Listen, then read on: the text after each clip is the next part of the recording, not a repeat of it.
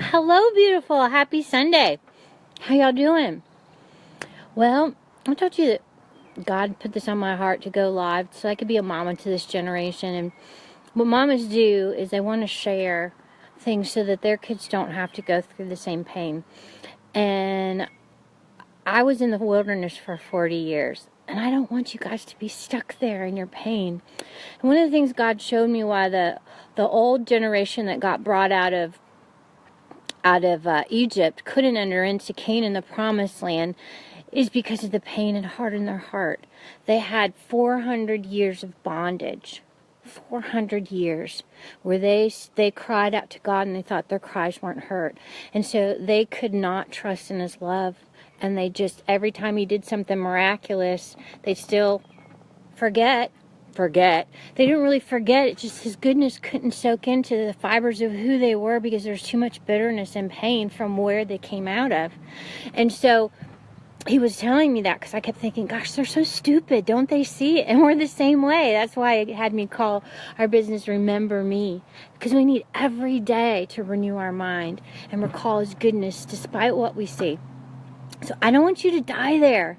I want you to be that generation that enters in. Don't be stubborn. Run to him with your pain.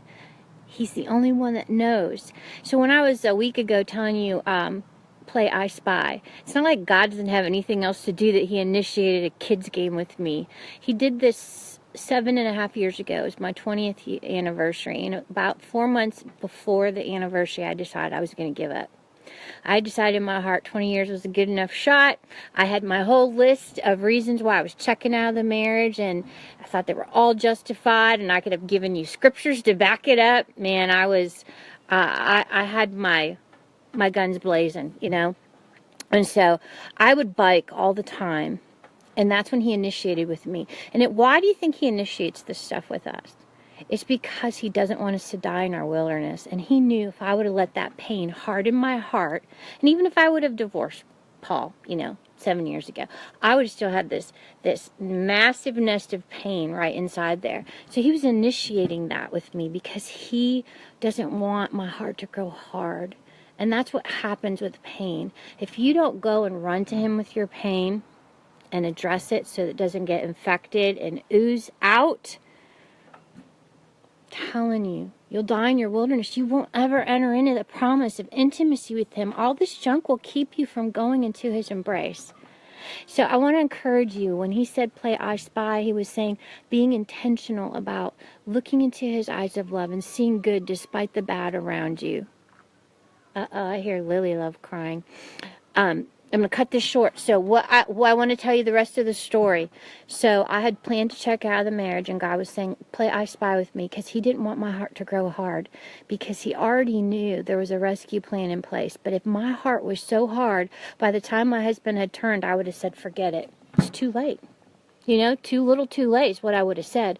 That's why he said that to me. So every day I'd go biking, and I'd be crying with him and telling him it's too much. I can't do it, on and on. And he said, Michelle, lift up your eyes. Look at me. And as I was biking along, I would see a beautiful eagle, or I would see a cub, or a whole trail of deer. And every day I would see something good. And what he was doing was trying to cultivate my heart so that it wouldn't grow hard. Because a couple months after our anniversary, I was biking, and I saw something. It said I, in big paint along my path. It was like a 10-mile path out in Hayward, Wisconsin. It said I, and then I go a little bit further, and it said love, and then it said you, and then it said happy, and then it said anniversary.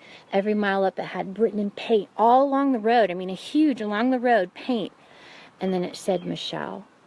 And I just began to weep and weep and weep. But I was still like, nope, too little, too late. Nope, it's not enough. But God he said, Michelle, notice the good. Notice the good. I didn't lead you all this way in the wilderness for you to die. If I have to, I will cause water to come out of a rock for you. I will feed you with manna from the sky. He will do whatever is necessary to sustain you if you choose him and you choose love. And so as I was biking back, I saw my husband in the middle of the road, and he had a brand new road bike that cost a couple $1,000s that he'd scraped up to get me, and had my heart not been soft because I was willing to play a kid's game with God and say, I spy something good, I would have rode right past him and said, forget you. Too late. So I'm just encouraging you, when I spy something good with God. Be intentional with your praise. I will praise on. Be intentional to look for something good. Don't let your heart grow hard in the wilderness. I love you. You're amazing. I'm out weeding today and just spending time with the Lord, talking to him. Spend time. Cultivate your relationship with him. Get in the Word. Get to know him. And you'll find out how much he loves you.